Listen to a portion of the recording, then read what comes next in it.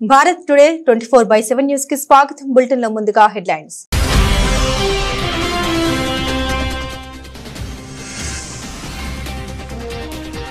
కెనడాను దరిద్రగోటు దేశంగా అభివర్ణించిన ట్రంప్, కెనడాపై మరో ధ్వజమెత్తిన ట్రంప్.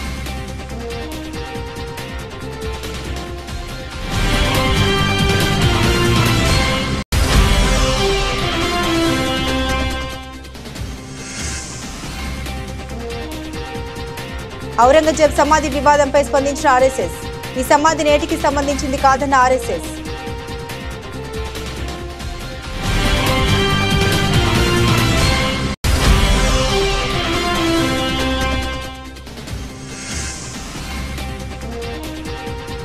హైదరాబాద్ లో మెక్డొనాల్డ్స్ గ్లోబల్ ఆఫీస్, తెలంగాణ సర్కార్తో కీలక ఒప్పందం.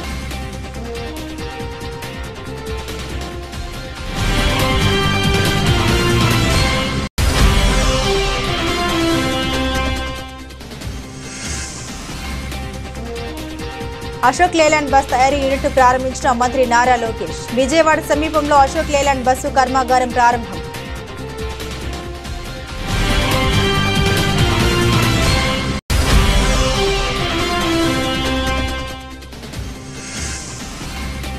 లండన్ లో జీవిత సాఫల్య పురస్కారం అందుకున్న చిరంజీవి. సినీ సమాజ సేవా రంగంలో ఆయన చేసిన కృషికి లైఫ్ టైం అచీవ్మెంట్ అవార్డు.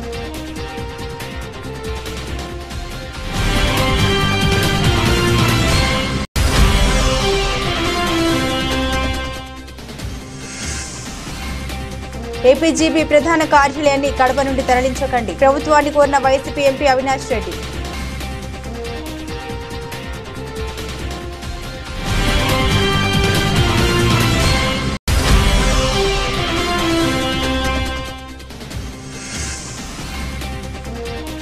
వానపాములు కూడా నాగుపాములా బుస కొడుతున్నాయి, సీఎం రేవంత్ పై కేటీఆర్ సెటైర్లు.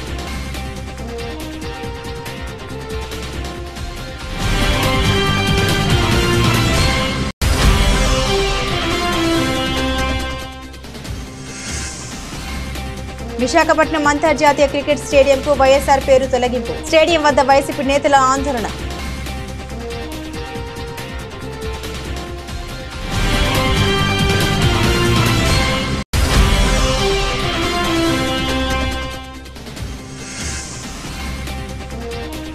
భారత్ జట్టుకు బీసీసీఐ భారీ నజరానా, ఛాంపియన్స్ ట్రోఫీ ప్రైజ్ మనీకి 3 రెట్లు.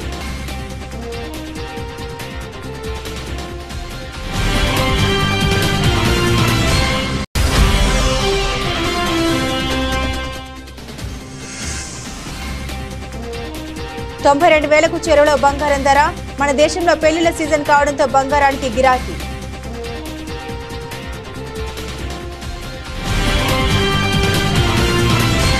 ట్రేడ్ వార్ కొనసాగుతున్న వేళ అమెరికా అధ్యక్షుడు డొనాల్డ్ ట్రంప్ కెనడాను ఉద్దేశించి తీవ్ర వ్యాఖ్యలను చేశారు. ఆ దేశం అత్యంత దరిద్రగొట్టు దేశాల్లో ఒకటి అని ఆయన అభివర్ణించారు.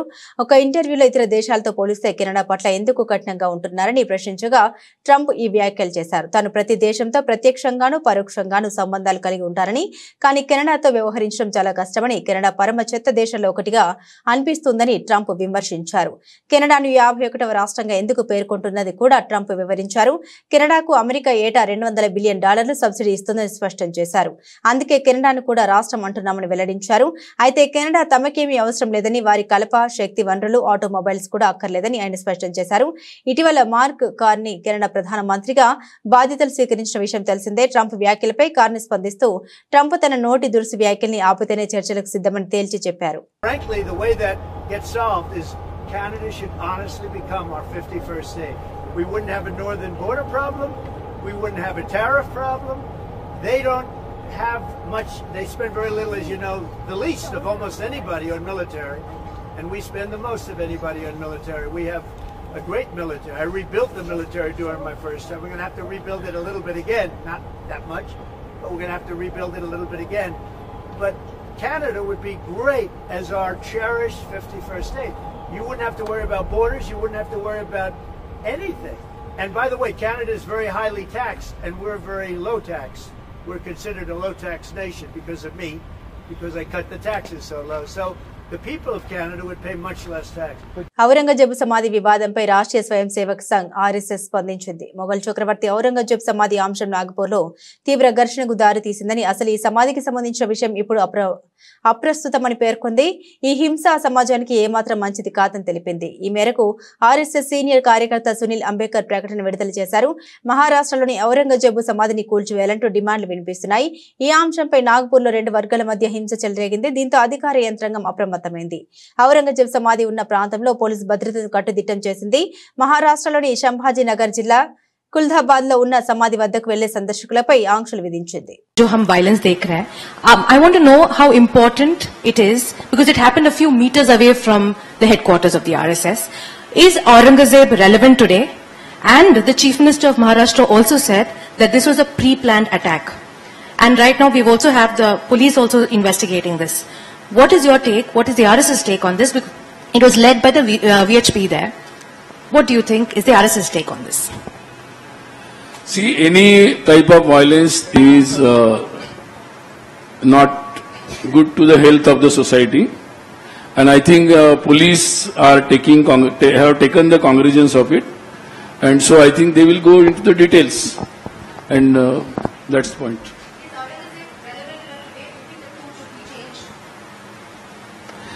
Is Aurangzeb relevant today? Do you think the tomb should be moved? I think not relevant. అమెరికాకు చెందిన మల్టీనేషనల్ సంస్థ మెక్డొనాల్డ్స్ కు ప్రస్తుతం తెలంగాణలో 38 అవుట్లెట్లు ఉన్నాయి. ప్రతి సంవత్సరం మరో 3 లేదా 4 కొత్త అవుట్లెట్లను విస్తరించే ప్రణాళికలు ఉన్నాయి. సంస్థ విస్తరణలో భాగంగా మెక్డొనాల్డ్స్ ఇండియా గ్లోబల్ కార్యాలయాన్ని హైదరాబాద్ లో నెలకొల్పనున్నారు. ఈ మేరకు తెలంగాణ ప్రభుత్వంతో బుధవారం సంస్థ ప్రతినిధులు ఒప్పందం చేసుకున్నారు. 2000 మంది ఉద్యోగులతో ఈ సంస్థ కార్యాలయం హైదరాబాద్ లో ప్రారంభం కానుంది. ముఖ్యమంత్రి రేవంత్ రెడ్డి అసెంబ్లీలోని తన ఛాంబర్లో సదరు సంస్థ చైర్మన్ సీఈఓ క్రిస్ కెమ్జెన్స్కీతో పాటుగా సంస్థ ప్రతినిధులతో చర్చలు జరిపారు. ఈ సందర్భంగా తమ గ్లోబల్ కార్యాలయ ఏర్పాటుకు సంబంధించి సంస్థ రాష్ట్ర ప్రభుత్వ భాగస్వామ్యంతో పెట్టుబడుల ఒప్పందం కుదుర్చుకుంది. హైదరాబాద్ లో మెక్డొనాల్డ్స్ గ్లోబల్ కార్యాలయం ఏర్పాటు చేయడానికి ముందుకు రావడంపై ముఖ్యమంత్రి రేవంత్ రెడ్డి సంతోషం వ్యక్తం చేశారు. ఈ గ్లోబల్ సెంటర్ తమ రాష్ట్రంలోనే ఏర్పాటు చేయాలని పలు రాష్ట్రాలు పోటీ పడుతున్న తరుణంలో సంస్థ తెలంగాణను తమ పెట్టుబడులకు గమ్యస్థానంగా ఎంచుకోవడం గర్వంగా ఉందని సీఎం అన్నారు. ప్రభుత్వం తరపున సంస్థకు సహాయ సహకారాలు అందిస్తామని హామీ ఇచ్చారు. ఈ సమావేశంలో ప్రభుత్వ ప్రధాన కార్యదర్శి శాంతి కుమార్, పరిశ్రమల శాఖ ప్రత్యేక ప్రధాన కార్యదర్శి జయేష్ రంజన్, సీఎం ప్రత్యేక కార్యదర్శి అజిత్ రెడ్డి పాల్గొన్నారు. ఏపీ విద్య, ఐటీ, ఎలక్ట్రానిక్స్ శాఖల మంత్రి నారా లోకేష్ నేడు విజయవాడ సమీపంలోని మల్లవల్లిలో అత్యాధునిక అశోక్ లేలాండ్ బస్సు తయారీ కర్మాగారాన్ని ప్రారంభించారు. ఈ విషయాన్ని ఆయన ట్విట్టర్ ద్వారా తెలిపారు. ఆంధ్రప్రదేశ్ లో పారిశ్రామిక ప్రగతి పరుగులు పెడుతుందని వెల్లడించారు.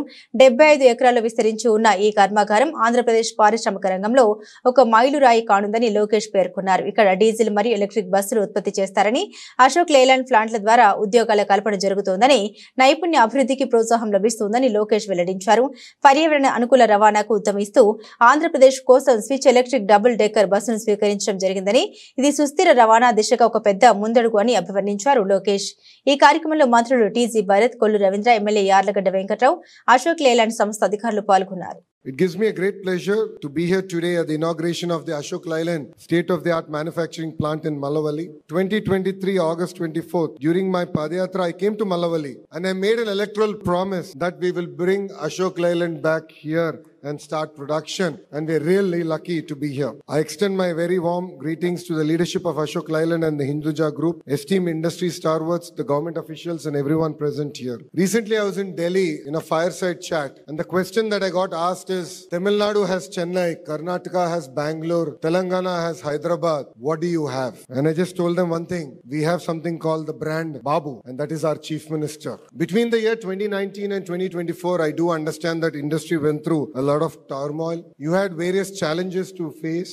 Power purchase agreements were cancelled, and that created a lot of uncertainty in the market. Reputed companies like Ashok Leyland, Amar Raja, Lulu had to really add their investments here in our state. But then people have spoken. I think the citizens of Andhra Pradesh have made it very clear that welfare and development go hand in hand, and creating jobs should be the singular focus of a state government. I'm really lucky to be here. It was in the year 2018 that this entire concept came through. Back then, the Chief Minister of Andhra Pradesh, Mr. Naidu ji, laid the foundation stone for this amazing project, and I'm really lucky to be here to actually inaugurate the entire project. As ministers, before we go to the market and attract new investments, it was very important for us to convince existing investors in a state that Andhra Pradesh means, and Andhra Pradesh is ready to do business. That's where we've reached out to Ashok Leyland to say that we are all here. As a state, we're willing to support you. We're willing to go the extra mile. And I offered them only a single piece of paper, a white paper. I said, whatever your asks are from the state government, please write it down. And in the bottom, I'll just write one number. That is the number of jobs you need to create. I'll hold Ashok Leyland accountable only on that one initiative. Megastar Chiranjeevi ఖాతాలో మరో అత్యున్నత పురస్కారం చేరింది. 4.5 దశాబ్దాలుగా సినిమాల ద్వారా కళారంగానికి సమాజానికి చిరు చేసిన సేవలకు గాను యూకే పార్లమెంట్ లో బ్రిడ్జ్ ఇండియా సంస్థ కల్చరల్ లీడర్షిప్ ద్వారా లైఫ్ టైమ్ అచీవ్మెంట్ అవార్డు ప్రదానం చేసింది. బ్రిటన్ కి చెందిన అధికార labour party MP Navendu Mishra ఆధ్వర్యంలో పురస్కార ప్రదానోత్సవ వేడుక జరిగింది. ఈ కార్యక్రమంలో పార్లమెంట్ సభ్యులు Sojan Joseph, Bob Blackman తదితరులు పాల్గొన్నారు.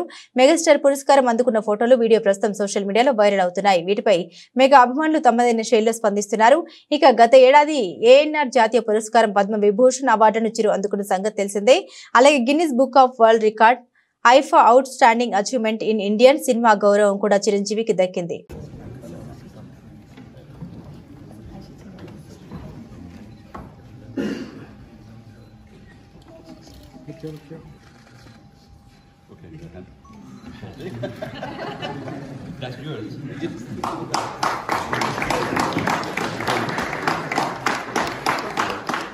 Sir, just one here.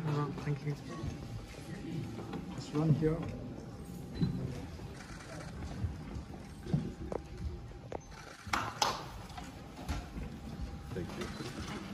Andhra Pragathi గ్రామీణ బ్యాంకు ప్రధాన కార్యాలయాన్ని కడప నుండి అమరావతికి మార్చాలనే ప్రభుత్వ నిర్ణయంపై వైఎస్ఆర్సీపీ ఎంపీ అవినాష్ రెడ్డి పార్లమెంట్లో ప్రస్తావించారు. ఈ విషయంపై ఆయన మాట్లాడారు. 2006లో కడపలో స్థాపించబడిన ఏపీజీబీ రాయలసీమలోని 10 జిల్లాలు మరియు వెనుకబడిన ప్రాంతాలు అనంతపురం, శ్రీ సత్యసాయి, అన్నమయ్య, వైఎస్ఆర్ కడప, కర్నూలు, నంద్యాల, తిరుపతి, నెల్లూరు, బాపట్ల మరియు ప్రకాశంలలో 3,000 మంది సిబ్బంది మరియు 551 శాఖలతో 46,000 కోట్ల వ్యాపారాన్ని నిర్వహిస్తోందన్నారు.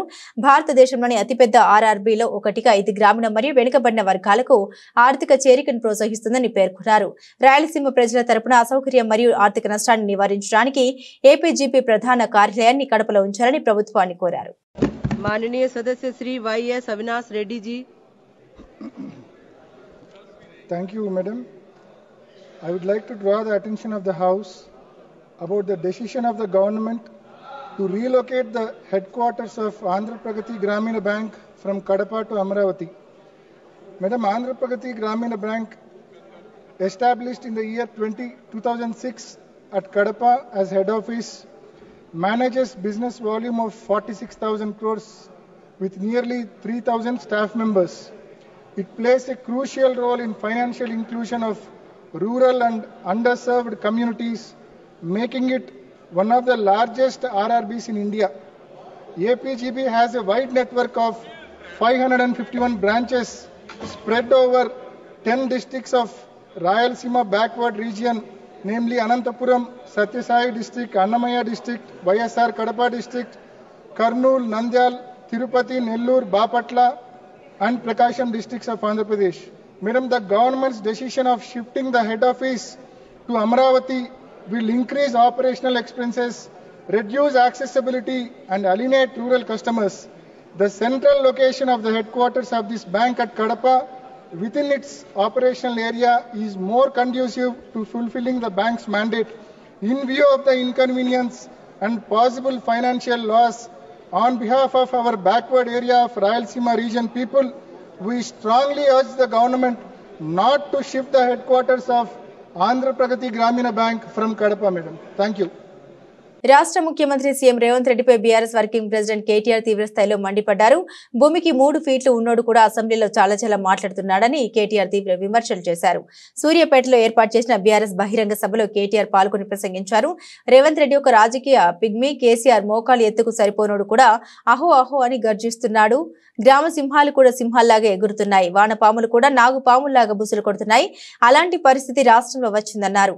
2001లో గులాబీ జెండా ఎగరవేసి ఒక్కడిగా బయలుదేరి శూన్యం నుండి సునామీ సృష్టించి తెలంగాణ సాధించిన మహానాయకుడు కేసీఆర్. ఇది ఏ రాజకీయ మరుగుజ్జు అవునన్నా కాదన్నా వానపాములు నాగుపాములై బూసలు కొట్టినట్టు యాక్టింగ్లు చేసినా కేసీఆర్ ఆనవాళ్లు చెరిపేస్తామని డైలాగులు కొట్టినా చరిత్ర చెరిపివేయలేని సత్యం ఏందంటే కేసీఆర్ లేకపోతే తెలంగాణ రాష్ట్రం లేదు అనేది అక్షర సత్యం. ఎవరు అవునన్నా కాదన్నా ఇది వాస్తవం. కేసీఆర్ వెంట ఎందరో నడిచారు, ఎందరో ఆత్మ బలిదానాలు చేసుకున్నారు. చివరకు చావు నోట్లో తలపెట్టి కేసీఆర్ తెలంగాణ సాధించారని కేటీఆర్ తెలిపారు. కేసీఆర్ అహంకారం అని, దొరాని, ఇదని అదని అడ్డం పొడుగు మాట్లాడి, యూట్యూబ్లో పనికిమాలిన చెత్త మాట్లాడి, పనికిమాలిన తిట్లని తిట్టి, ఇష్టం వచ్చిన విష ప్రచారం చేసి ఇవాళ అదే యూట్యూబ్ వాళ్ళని గుడ్డలు కూడా తీసుకొడతా అంటున్నాడు ముఖ్యమంత్రి. ఏ యూట్యూబ్ను అడ్డం పెట్టుకొని ముఖ్యమంత్రి అయిండో ఈ సన్నాసి రేవంత్ రెడ్డి, ఇవాళ అదే యూట్యూబ్ వాళ్ళనట గుడ్డలు కూడా తీసుకొడతారట ఆయన దగ్గరికి వస్తే. అంటే ఆయన కాడికి వస్తేనే అన్ని గుర్తొస్తున్నాయి. ఇదివరకేమో ఎవ్వరికి ఇక భార్యలు లేరు, పిల్లలు లేరు, ఈయనొక్కలకే ఉన్నారట. ఇదివరకేమో ఎవరిని పడతా వాళ్ళని ఏది పడతా అనొచ్చు. ఒక్కొక్క కాన్స్టిట్యున్సీకి వచ్చి ఒక్కొక్క నాయకుడిని ఎంత అన్యాయంగా, ఎంత నీచాతి నీచంగా, ఎంత నికృష్టంగా, మాట్లాడలేని భాషలో వికృతంగా మాట్లాడి ప్రజల మనసులు ఖరాబ్ చేసి, నెత్తి ఖరాబ్ చేసి, లేని ఆశ పెట్టి, దురాశ పెట్టి అధికారంలోకి వచ్చిన మోసం అంటే గుర్తొచ్చింది. నేను బడ్జెట్ అయిపోయింది, బయటికి వస్తున్నా, పేరొద్దులే కానీ ఒక కాంగ్రెస్ సీనియర్ ఎమ్మెల్యే కలిసిండు. కలిసి నేనన్నా, ఏమన్నా 100 రోజులు అంటిరి, ఏమైనా 6 గ్యారంటీలు అన్నా. 100 రోజులు అన్నా, మొదటి 100 రోజులు అనలేదు కదా, ఆఖరి 100 రోజులు ఇస్తామంటుండు. ఇవన్నీ ప్రజలకు చెప్పాలి. ఆఖరి 100 రోజులు ఇస్తారట. అంటే ఎంత లంగలో చూడురిగా మీరు. ఆడికెళ్ళి అసెంబ్లీకి వచ్చింది, మా బట్టన్న ఓ బ్యాగ్ పట్టుకొని వచ్చిండు. ఇక బ్యాగ్ చూడంగానే పాపం రేవంత్ రెడ్డికి పాత జ్ఞాపకాలన్నీ గుర్తుకొస్తున్నాయి అనుకుంటా. పాత జ్ఞాపకాలన్నీ పాపం ఉన్నాయి కదా, మంచి మంచి జ్ఞాపకాలు. సో ఆ బ్యాగ్ పట్టుకొని చూస్తే, ఆ బ్యాగ్ ఓపెన్ చేస్తే ఏమున్నది, బ్యాగ్ తెరిస్తే విశాఖపట్నం అంతర్జాతీయ క్రికెట్ స్టేడియంకు వైఎస్ఆర్ పేరు తొలగించడం పట్ల నిరసన వ్యక్తం చేస్తూ వైసీపీ నేతలు ఆందోళనకు దిగారు. ప్రస్తుతం జరుగుతున్న ఏపీ అసెంబ్లీ సమావేశాల్లో భాగంగా కూటమి ప్రభుత్వం వైఎస్ఆర్ జిల్లా పేరును వైఎస్ఆర్ కడప జిల్లాగా, తాడి గడప మున్సిపాలిటీకి వైజాగ్ క్రికెట్ స్టేడియానికి వైఎస్ఆర్ పేరును తొలగిస్తూ నిర్ణయం తీసుకుంది. ఈ నేపథ్యంలో కూటమి ప్రభుత్వంపై వైసీపీ నేతలు విమర్శలు గుప్పిస్తున్నారు. విశాఖ క్రికెట్ స్టేడియంకు వైఎస్ఆర్ పేరును తొలగించడంపై ఈ రోజు వైసీపీ నేతలు ఆందోళనకు పిలుపునిచ్చారు. ఈ నిరసనలో భాగంగా ఆ పార్టీ కార్యకర్తలు, నేతలు మధురవాడలోని క్రికెట్ స్టేడియంకు చేరుకుని వైఎస్ఆర్ విగ్రహం ముందు నిరసనకు దిగారు. స్టేడియానికి తిరిగి వైఎస్ఆర్ పేరును జోడించాలని వారు డిమాండ్ చేస్తున్నారు. లేని పక్షంలో రాష్ట్ర వ్యాప్తంగా నిరసన ఉధృతం చేస్తామంటున్నారు. ఇక ఈ స్టేడియంలో మార్చి 24, 30 తేదీల్లో ఐపీఎల్ మ్యాచ్లు ఉన్న విషయం తెలిసిందే. దీంతో స్టేడియం వద్ద పోలీసులు భారీ బందోబస్తును ఏర్పాటు చేశారు. 9 నెలల క్రితం రాష్ట్రంలో ప్రభుత్వం మారిన తర్వాత, కూటమి ప్రభుత్వం అధికారంలోకి వచ్చిన తర్వాత అసలు వైఎస్ఆర్ అనేటువంటి బ్రాండ్ ఈ రాష్ట్రంలో ఉండడానికి వీల్లేదు. వైఎస్ఆర్ కాంగ్రెస్ పార్టీ ఉండడానికి వీల్లేదు, వైఎస్ఆర్ బ్రాండ్ ఉండడానికి వీల్లేదు. రాజశేఖర రెడ్డి గారి పేరుని ఎక్కడా కూడా కనబడకుండా చేయాలనేటువంటి వారి తాపత్రయం గడిచినటువంటి 9 మాసాలుగా చూసాం. 2024 జూన్లో వారు అధికారంలోకి రావడమే నాగార్జున యూనివర్సిటీలో ఉన్నటువంటి రాజశేఖర రెడ్డి గారి విగ్రహాన్ని తొలగించారు. బాపట్లలో అయితే రాజశేఖర రెడ్డి గారి విగ్రహానికి ఏకంగా నిప్పు పెట్టారు. సీతకొండ దగ్గర ఆ రోజు వైఎస్ఆర్ కాంగ్రెస్ పార్టీ ప్రభుత్వంలో అభివృద్ధి చేసినటువంటి బీచ్ వ్యూ పాయింట్ ఏదైతే ఉందో దానికి వైఎస్ఆర్ వ్యూ పాయింట్ అని పెడితే దాన్ని ధ్వంసం చేశారు. ఇక అనేక పథకాలకి, ఆరోగ్యశ్రీ పథకానికి కానీ, ఇతరితరగా ఆ రోజు మా హయాంలో వచ్చినటువంటి రైతు భరోసా కేంద్రాలకు కానీ వీటన్నిటిని కూడా పేర్లు తొలగించినటువంటి సందర్భాలు చూసాం. చివరికి ఇది ప్రభుత్వం ఆధీనంలో లేకపోయినా ఆంధ్ర క్రికెట్ అసోసియేషన్ ఆధ్వర్యంలో, బీసీసీ ఆధ్వర్యంలో ఉన్నటువంటి ఇంటర్నేషనల్ స్టేడియంకి మీరు చూస్తే ఆ ఇంటర్నేషనల్ టికెట్స్ కూడా ఏదైతే టికెట్స్ ఇష్యూ చేసినప్పుడు కానీ, లేదా మొన్న రీసెంట్గా రేపు 24న జరగబోతున్నటువంటి ఐపీఎల్ మ్యాచెస్లో సంబంధించినటువంటి టికెట్లు ఇష్యూ చేసినప్పుడు కానీ దాని మీద కూడా వైఎస్ఆర్ స్టేడియం అనే మెన్షన్ చేశారు. తీరా ఈరోజు మీరు చూడండి, అక్కడ నూతనంగా ఒక ఆర్చ్ని నిర్మించారు. అలాగే స్టేడియంకి సంబంధించినటువంటి ఫసాడ్ కూడా నూతనంగా నిర్మాణం చేశారు. ఈ గేటు కూడా పూర్వం నుంచి ఆర్వీవీకే ప్రసాద్ గారి పేరిట మెయిన్ ఎంట్రన్స్ గేట్గా దానికి నామకరణం ఉంది. మరి దాన్ని ప్రసాద్ గారి పేరు, పెద్దలు ఆర్వీవీకే ప్రసాద్ గారి పేరుని కొనసాగించారు. పైన ఉన్నటువంటి డాక్టర్ వైఎస్ఆర్ పేరుని మాత్రం పూర్తిగా తొలగించినటువంటి విషయాన్ని ఇక్కడ నేరుగా మీకు కనబడతా ఉంది, ఇక్కడ కనబడతా ఉంది. ఆ పైన ఉన్నటువంటి స్టేడియం పైన ఉన్నటువంటి ఆ నేమింగ్ చేసినప్పుడు కూడా ఆ ఫసాడ్లో కూడా కేవలం ఏసీఏ వీడీసీఏ ఇంటర్నేషనల్ స్టేడియం అని చెప్పి, క్రికెట్ స్టేడియం అని చెప్పి మెన్షన్ చేశారు తప్ప రాజశేఖర రెడ్డి గారి పేరుని ఎక్కడా కూడా వారు మెన్షన్ చేయడం కానీ, వారు ఎక్కడ వారి పేరు రాయడం కానీ లేదు. ఇది కూడా ఇక్కడ ఉన్నటువంటి రాజశేఖర రెడ్డి గారి విగ్రహం ఇది మేము పెట్టిందో లేదా ప్రభుత్వం పెట్టిందో కాదు. నేరుగా ఆ రోజు ఆంధ్ర క్రికెట్ అసోసియేషన్ ఆధ్వర్యంలో ఆ రోజు రాజశేఖర రెడ్డి గారి విగ్రహాన్ని ఇక్కడ స్థాపించారు.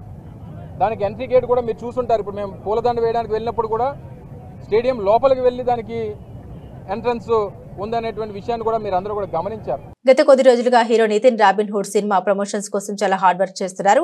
పలు ప్రాంతాలని చుట్టేస్తూ మూవీపై హైప్ పెంచే ప్రయత్నం చేస్తున్నారు. రాబిన్ హుడ్ ఈ సినిమా ప్రమోషన్ లో భాగంగా నితిన్ మల్లారెడ్డికి చెందిన కాలేజీకి వెళ్లారు. ఈ ఈవెంట్ లో నితిన్ మల్లారెడ్డి కలిసి అదిదాస్ సర్ప్రైజ్ అనే పాటకు డ్యాన్స్ చేయగా ఇప్పుడు ఈ వీడియో సోషల్ మీడియాని షేక్ చేస్తుంది. తెలంగాణ మాజీ మంత్రి విద్యా సంస్థల అధినేత మల్లారెడ్డి ఎంత హుషారుగా ఉంటారో ప్రత్యేకంగా చెప్పనక్కర్లేదు. ఆయనకి సినిమాలంటే ఇష్టం, సినిమా వాళ్ళన్న కూడా చాలా ఇష్టం. వారితో కలిసి ఆయన చేసే సందడి మామూలుగా ఉండదు. బోలతనం మల్లారెడ్డి పద్ధతి కాగా 70 ఏళ్ల వయసులో ఇప్పటికీ హుషారుగా ఉంటారు మల్లారెడ్డి. పలువురు సెలబ్రిటీలతో కలిసి డ్యాన్సులు చేస్తూ అప్పుడప్పుడు వార్తల్లో నిలుస్తుంటారు. హాయ్ మల్లారెడ్డి కాలేజ్, ఎలా ఉన్నారు? అసలు మీ ఎనర్జీ, జోష్, అబ్బాబాబా సూపర్. అంతే.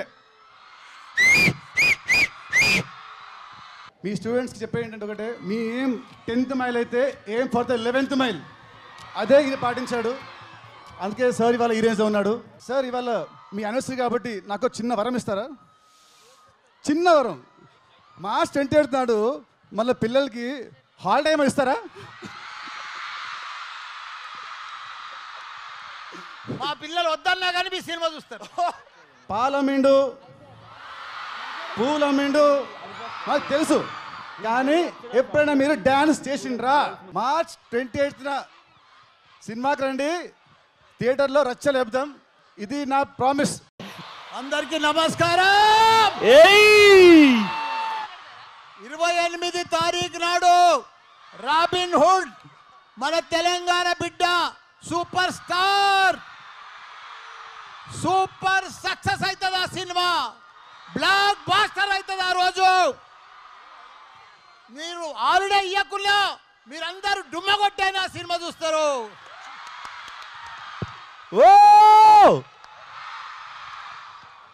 హాయ్ మల్లారెడ్డి స్టూడెంట్స్, ఇక్కడ మెడికల్ స్టూడెంట్స్ ఎంతమంది ఉన్నారు?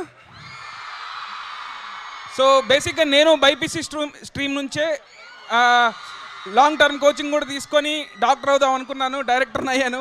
నా ఫ్రెండ్స్ అందరూ డాక్టర్లే. బట్ నిజంగా డాక్టర్ అవ్వడం ఎంత కష్టం అనేది తెలుసు. నా ఫ్రెండ్స్ అందరిని చూస్తున్నాను. సో మీరందరూ వెరీ వెరీ రెస్పెక్టబుల్ ప్లేస్లో ఉన్నారు. అండ్ నేను ఎక్కువ మీ టైం తీసుకోను. మీలో ఎంత జోష్ ఉందో, మల్లారెడ్డి సార్లో ఎంత జోష్ ఉందో అంత జోష్ ఈ సినిమాలో ఉంటుంది. డెఫినెట్గా ఈ సినిమాలో ఎంటర్టైన్మెంట్ మీ అందరికీ నచ్చుతుంది. అండ్ ఈ సినిమా ఎండ్లో ఒక స్మాల్ క్యామియో చేశారు మన Australian cricketer David Warner and మన హైదరాబాద్ మామ అయిన డేవిడ్ వార్నర్. సో ఆయన్ని కూడా మీరు ఫస్ట్ టైం స్క్రీన్ మీద చూడబోతున్నారు. డెఫినెట్గా సినిమా మాత్రం మిమ్మల్ని డెఫినెట్గా ఎంటర్టైన్ చేస్తుంది. మార్చ్ 28 రాబిన్ హుడ్ థియేటర్స్లో చూడండి. సారు ఒక మాట చెప్పాలంటే, సార్ పాలమ్మి పూలమ్మి ఇక్కడ దాకా వచ్చి మీ అందరి మనసులు ఎలా గెలుచుకున్నారో రాబిన్ హుడ్ కూడా ఎంటర్టైన్మెంట్ చేసి, డాన్సులు చేసి, ఫైట్లు చేసి మీ అందరి మనసులు డెఫినెట్గా గెలుచుకుంటాడు. Thank you so much. బుల్లితెర యాంకర్ విష్ణుప్రియ గురువారం ఉదయం పంజాగుట్ట పోలీస్ స్టేషన్ కు చేరుకున్నారు. తన అడ్వకేట్ తో కలిసి ఉదయం 10 గంటల ప్రాంతంలో స్టేషన్ కు వెళ్లారు. బెట్టింగ్ యాప్ ప్రమోషన్స్ కు సంబంధించిన కేసులో విచారణకు హాజరయ్యారు. వాస్తవానికి ఈ కేసులో మంగళవారం విచారణకు రావాలంటూ పంజాగుట్ట పోలీసులు నోటీసులు జారీ చేయగా షూటింగ్ కారణంగా విష్ణుప్రియ ఆ రోజు గైరు హాజరయ్యారు. తన తరపున శేఖర్ భాషను పోలీస్ స్టేషన్ కు పంపించారు. ఈ క్రమంలోనే గురువారం ఉదయం విష్ణుప్రియ విచారణకు హాజరయ్యారు. తెలుగు రాష్ట్రాల్లో బెట్టింగ్ యాప్ల కారణంగా చాలా మంది ఆత్మహత్యలకు పాల్పడ్డారు. ఎంతో మంది యాప్ల ఊబిలో చిక్కుకొని దిక్కుతోచని పరిస్థితిలో పడ్డారు. ఈ యాప్స్ కు సెలబ్రిటీలు, సోషల్ మీడియా ఇన్ఫ్లుయెన్సర్లు ప్రమోషన్ చేయడంపై ఐపీఎస్ అధికారి Telangana RTC MD Sajjanar social media వేదిక ద్వారా ఫైట్ చేస్తున్న విషయం తెలిసిందే. సజ్జనార్ ట్వీట్లతో ఏపీ తెలంగాణ పోలీసులు స్పందించి సోషల్ మీడియా ఇన్ఫ్లుయెన్సర్లపై కేసులు పెడుతున్నారు. తాజాగా 11 మంది ఇన్ఫ్లుయెన్సర్లపై కేసు నమోదు చేసిన తెలంగాణ పోలీసులు విచారణకు రమ్మంటూ వారికి నోటీసులు పంపించారు. ఇందులో యాంకర్ విష్ణుప్రియ, శ్యామలతో పాటు పలువురు యూట్యూబర్లు, ఇన్ఫ్లుయెన్సర్లు ఉన్నారు. ఇటీవల ముగిసిన ఐసీసీ ఛాంపియన్స్ ట్రోఫీలో రోహిత్ శర్మ సారథ్యంలోని భారత జట్టు విజేతగా నిలిచిన విషయం తెలిసిందే. దాదాపు పుష్కర కాలం తర్వాత మరోసారి టీమిండియా టైటిల్ కైవసం చేసుకుంది. టోర్నీలో ఒక మ్యాచ్ కూడా ఓడిపోకుండా ట్రోఫీ దక్కించుకోవడం విశేషం. మార్చి 9న న్యూజిలాండ్ తో జరిగిన ఫైనల్లో భారత జట్టు విజయం సాధించి ముచ్చటగా మూడోసారి ట్రోఫీని గెలుచుకుంది. ఇలా ఐసీసీ మెగా ఈవెంట్ లో అద్భుతమైన ప్రదర్శనతో ఆకట్టుకున్న భారత జట్టుగా తాజాగా బీసీసీఐ భారీ నజరాన్ని ప్రకటించింది. టీమిండియాకు 58 కోట్ల నగదు బహుమతి ప్రకటించింది. ఆటగాళ్లతో పాటు సిబ్బంది సెలక్షన్స్ కమిటీకి ఈ నగదు అందజేయనున్నట్టు తెలిపింది. ఈ మేరకు బీసీసీఐ కీలక ప్రకటన విడుదల చేసింది.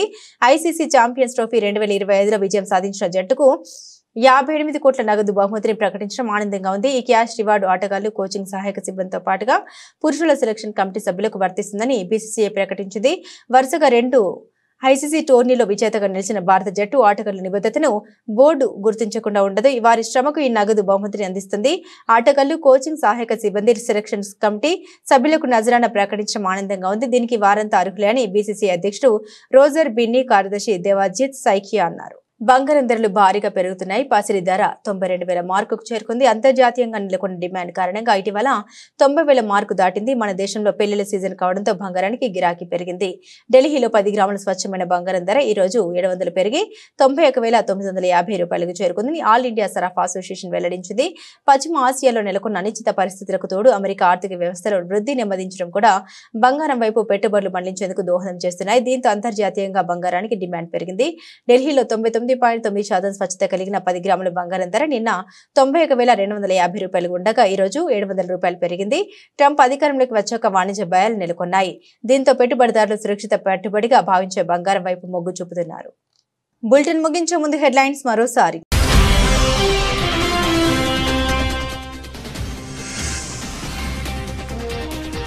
కెనడాను దరిద్రగొట్టు దేశంగా అభివర్ణించిన ట్రంప్, కెనడాపై మరోసారి ధ్వజమెత్తిన ట్రంప్.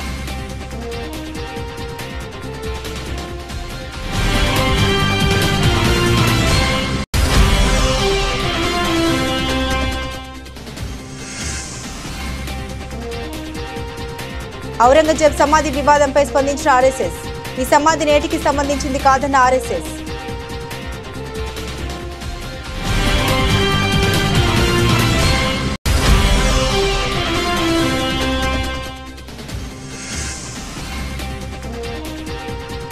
హైదరాబాద్ లో మెక్డొనాల్డ్స్ గ్లోబల్ ఆఫీస్, తెలంగాణ సర్కార్తో కీలక ఒప్పందం.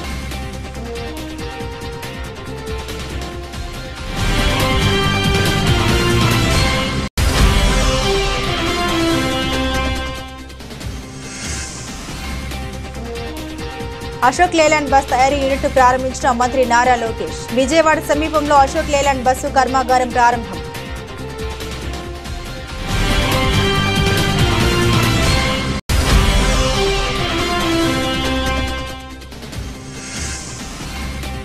లండన్ లో జీవిత సాఫల్య పురస్కారం అందుకున్న చిరంజీవి. సినీ సమాజ సేవా రంగంలో ఆయన చేసిన కృషికి లైఫ్ టైం అచీవ్మెంట్ అవార్డు.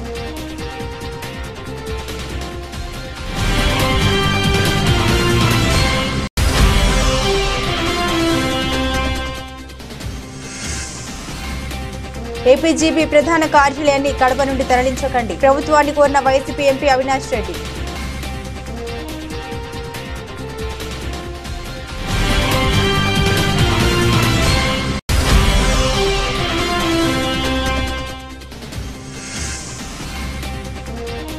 వానపాములు కూడా నాగుపాములా బుస కొడుతున్నాయి, సీఎం రేవంత్ పై కేటీఆర్ సెటైర్లు.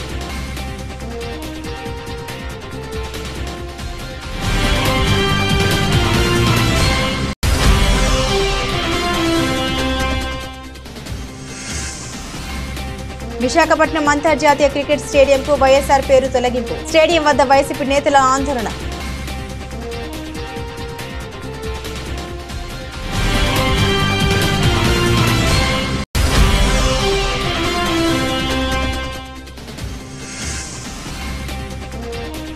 భారత్ జట్టుకు బీసీసీఐ భారీ నజరానా, ఛాంపియన్స్ ట్రోఫీ ప్రైజ్ మనీకి 3 రెట్లు.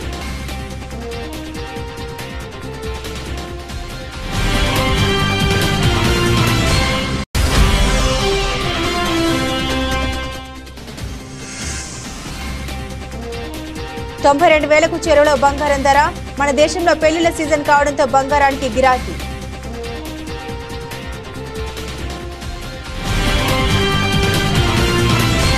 ఇవి బులెటిన్లోని విశేషాలు. తిరిగి మరో బులెటిన్తో మళ్ళీ కలుసుకుందాం. అంతవరకు సెలవు, నమస్కారం.